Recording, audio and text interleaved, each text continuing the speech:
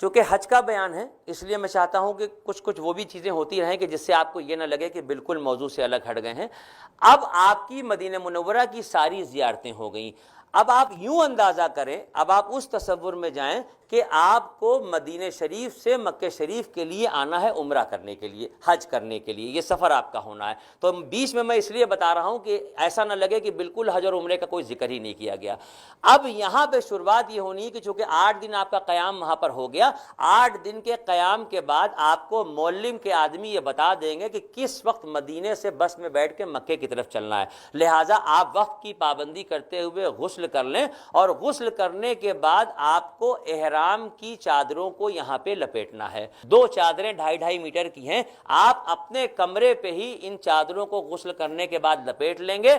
اس طرح کا نظارہ ہوگا۔ اور عورتوں کے لیے میں نے دکھایا ہے کہ صرف یہ اتنا حصہ ان کا یہ چہرہ کھلا ہوگا، باقی بال، کان، گردن، یہ ساری چیزیں ان کی ڈھکی ہوئی ہوں گی۔ اس طریقے سے مرد اور عورت اپنے احرام باندھ لیں گے، اور احرام باندھنے کے بعد معلم کی بتائی ہوئی بسوں میں بیٹھیں گے۔ یہ سفر مدینے سے شروع ہوگا۔ ابھی آپ نے کوئی نیت نہیں کی ہے،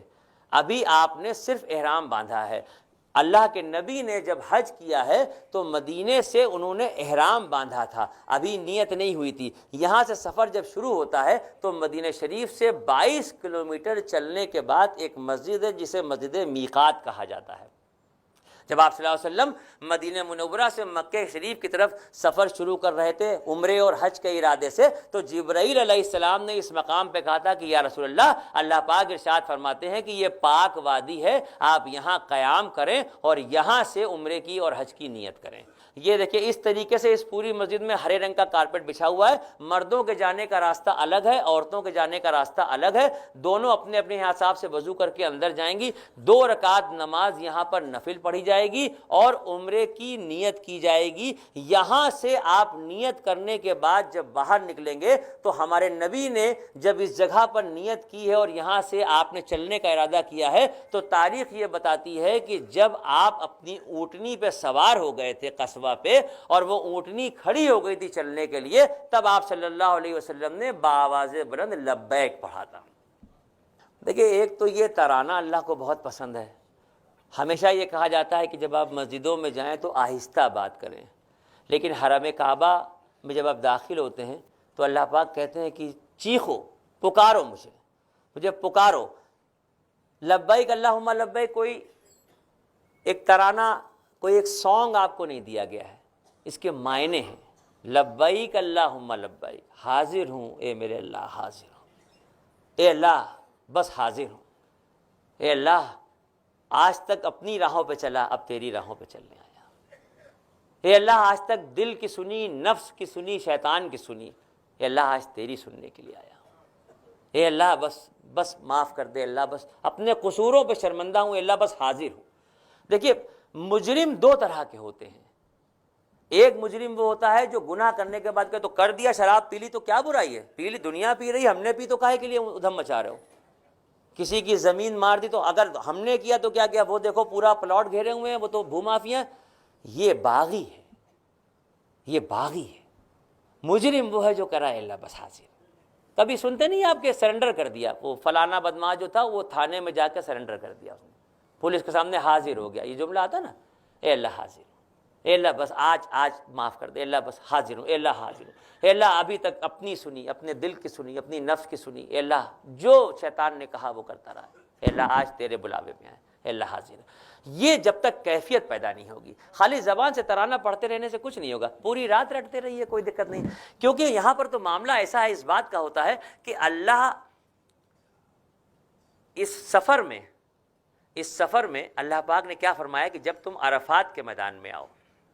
اگر اتنے گناہ ہوں جتنے بارش کی بوندیں، اگر اتنے گناہ ہوں جتنے ریت کے ذرے، اگر اتنے گناہ ہوں جتنے درختوں کے پتے،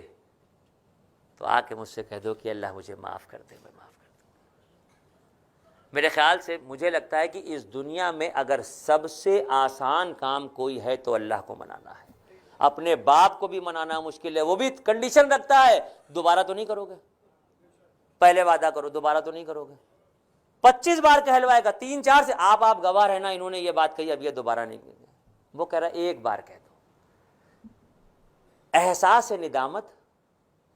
ایک سجدہ آنکھیں نم، احساس سے ندامت،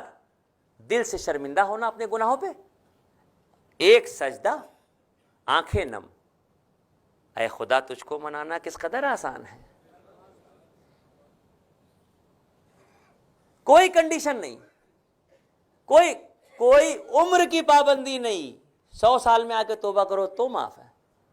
کوئی گنتی کی پابندی نہیں کہ 50 بار توبہ کر چکے ہو بھائی اب تمہارا کھیل ختم، اب نہیں معاف کریں گے، جتنا چاہو مانگ پکڑو، جتنی بار چاہو، آج توبہ کی، آج اللہ سے معافی مانگی، آج توبہ کر کے لوٹے، شام کو گھر پہنچے پھر گناہ کر بیٹھے، پھر توبہ کر لو۔ بھئی ایک ماں کتنا پیار کرتی ہے اپنے بچے سے، ابھی تک اس کا کوئی پیمانہ نہیں بنا، پوری دنیا میں کوئی ناپ کے نہیں بتا پایا کہ ایک ماں اپنے بچے سے کتنا پیار کرتی ہے، اور 70 ماؤں کے برابر اللہ اپنے ہر بندے سے پیار کرتا ہے۔ ایک ماں کا پیمانہ ابھی تک کوئی بنا نہیں پایا، اور 70 ماؤں کے برابر اللہ اپنے ہر بندے سے پیار کرتا ہے۔ تو کیا ہمارا فرض نہیں ہے کہ ہم گناہ کرنے کے بعد کم سے کم معافی ہی مانگ لیں؟ جب ہم بار بار معافی مانگیں گے تو کہیں نہ کہیں تو دل بدل ہی جائے گا، کہیں نہ کہیں تو یہ بات پیدا ہوگی کہ نہیں اب اللہ نے بخش، اور کیا پتا کہ آپ کی برسوں کے گناہ، برسوں کی غلطیاں، ابھی معافی مانگا اور پتہ چلا ختم ہو گئے۔ بنو اسرائیل کے زمانے میں ایک شخص تھا جس نے 99 قتل کیا، 99 لوگوں کو اس نے جان سے مارا، اور یہ کہا جاتا ہے کہ قتل کا گناہ اللہ معاف نہیں کرتا، باقاعدہ کتابوں میں یہ لکھا ہے کہ قتل کا گناہ اللہ معاف نہیں کرتا۔ آپ روئیں گائیں، گڑ گڑائیں، کعبے کا طواف کریں، غلاف پکڑ کے کعبہ دعائیں کریں، قتل کا گناہ اللہ معاف نہیں کرتا، یہ کتابوں میں لکھا ہے۔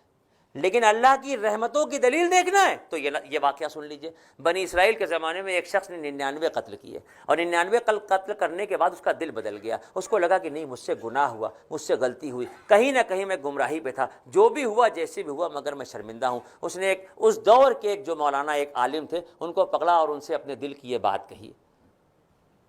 وہ پتہ نہیں کس موڈ میں تھے، انہوں نے کہا تمہارا کچھ نہیں ہو سکتا، 99 قتل کر کے آئے ہو، 99 گھروں کو برباد کیا، 99 گھروں کے بچوں کو یتیم اور عورتوں کو بیوہ کیا، آج کہہ رہے ہو کہ مجھ سے غلطی ہو گئی، سوائے دوزخ کے تمہارے لیے کچھ نہیں ہے، آگے اس کے بات ہی مت کرنا۔ اس نے تلوار نکالی، ان کی بھی گردن اڑائی، کہا جہاں 99 وہاں 100 قتل کیے اس نے، لیکن اس کا دل بے چین تھا،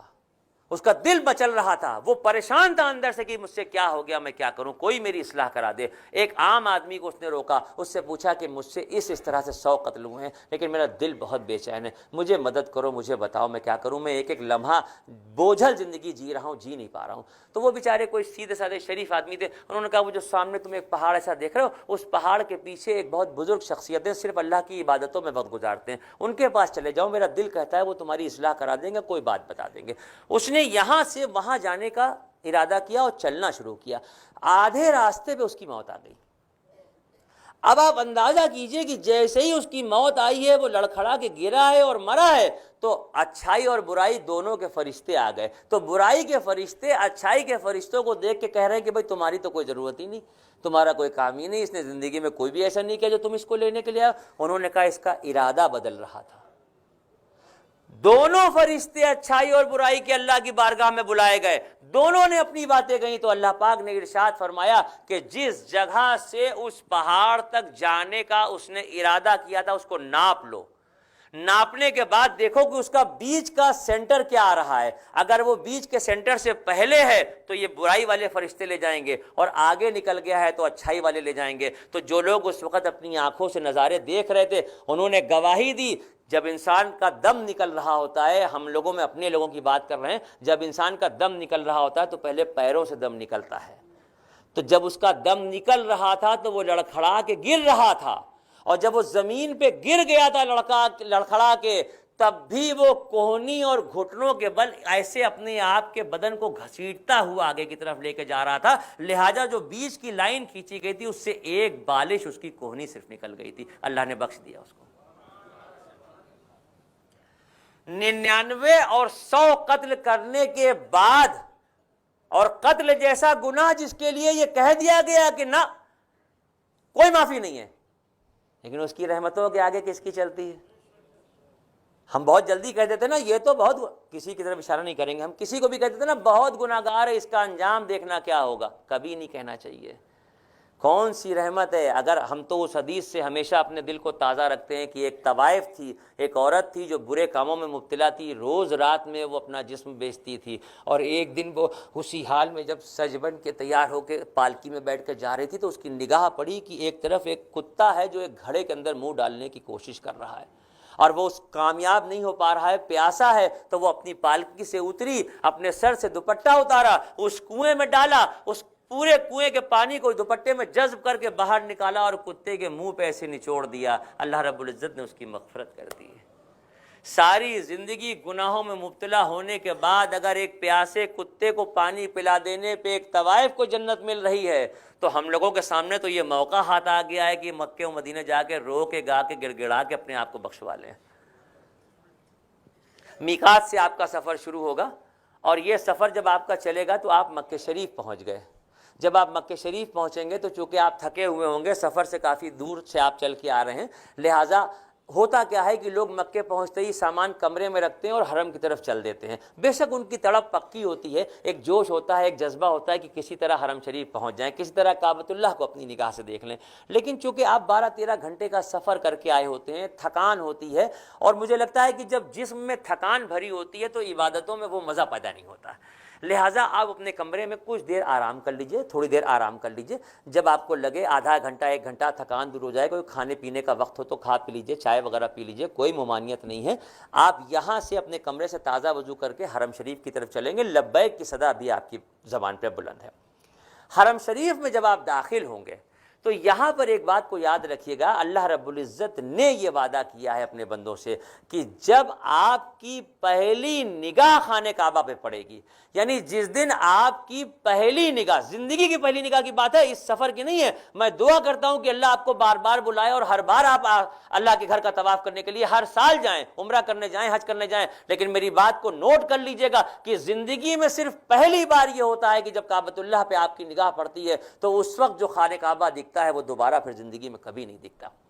میں نے زندگی میں پہلی بار 94 میں تقریباً 22 سال پہلے جب آج سے 22 سال پہلے جب میں نے خانہ کعبہ دیکھا ہے تو چونکہ وہاں کا بیان ہے، جھوٹ نہیں بول سکتا، یقین کیجئے خدا کو گواہ بنا کے کہہ رہا ہوں کہ جب میری پہلی نگاہ کعبۃ اللہ پہ پڑی ہے تو میں نے کعبۃ اللہ کی چھت سے آسمان تک سنہرے اور سفید موتیوں کی لڑیاں دیکھی نہیں۔ اس کے بعد میں نے 17 سفر کیے، ہر سفر میں یہ تمنا لے کے جاتا ہوں کہ اللہ وہ والا کعبہ دکھا دے، وہ دوبارہ نہیں دیکھا یہاں، لہٰذا آپ کا یہ گولڈن چانس ہے، آپ پہلی بار وہاں داخل ہو رہے ہیں۔ اور دوسری چیز یہ کہ خانہ کعبہ پہ جب پہلی نظر پڑتی ہے تو اس وقت کی دعا قبول کرنے کا وعدہ اللہ نے کیا ہے، بشرطے وہ جائز ہو، کسی کی زمین ہمارے نام ہو جائے یا کسی کا فنڈ ہمارے نام آ جائے، یہ سب نہیں چلے گا، کسی کے گھر پہ بری نظر رکھے ہوئے ہیں، یہ سب نہ رکھیے، جائز بات جو آپ کی جائے تو دنیاوی، بہت سے لوگ دنیاوی اعتبار سے کہتے ہیں اللہ دولت دے، عزت دے، شہرت دے، بچیوں کے اچھے رشتے آ جائیں، لڑکے کسی کام سے لگ جائیں، ابا بیمار ہیں اچھے ہو جائیں، یہ دنیا بھر کی باتیں ہوتی ہیں۔ بہت سے لوگ دینی اعتبار سے ہوتے ہیں اللہ قبر کی زندگی کو آسان کر دے، مشکلوں کو آسان کر دے، پریشانیوں کو دور، ہر انداز کی ہوتی، لیکن وہاں پہنچنے کے بعد دل کی کیفیت کچھ اور ہوتی ہے۔ عام طور پہ یہ بات کہی جاتی ہے کہ جب آپ خانہ کعبہ پہ پہلی نظر پڑے تو ایک دعا مانگ لیجئے، وہ دعا آپ کی یہ ہونی چاہیے کہ اے اللہ آج اس لمحے کے بعد میری زندگی میں جب بھی میں دعا کے لیے ہاتھ اٹھاؤں، مولا تو میری نیک و جائز تمناؤں کو پورا کر دے۔ یہ آپ نے آج سے اپنی بچی ہوئی زندگی کی آخری سانس تک کا ایک پیکج پورا اللہ سے مانگ لیا کہ اللہ آج اس لمحے کے بعد اس خانہ کعبہ کی برکتوں کے طفیل میں جب دعاؤں کے لیے ہاتھ اٹھاؤں، مولا تو میری نیک و جائز تمناؤں کو پورا کر دے۔ اس کے باوجود عالم کیا ہوتا ہے کہ جب خانہ کعبہ پہ اس طرح سے پہلی نظر پڑتی ہے تو پھر دل کی کیفیت یہ ہوتی ہے کہ کعبے پہ پڑی جب پہلی نظر کیا چیز ہے دنیا بھول گیا، کعبے پہ پڑی جب پہلی نظر کیا چیز ہے دنیا بھول گیا، یوں ہوش و خرج مبروز ہوئے، دل ذوق تماشا بھول گیا، احساس کے پردے لہرائے، ایمان کی حرارت تیز ہوئی، سجدوں کی تڑپ اللہ اللہ، سر اپنا سجدہ بھول گیا۔ پہنچا جو حرم کی چوکھٹ تک، پہنچا جو حرم کی چوکھٹ تک، ایک ابر کرم نے گھیر لیا، باقی نہ رہا یہ ہوش مجھے، کیا مانگ لیا کیا بھول گیا۔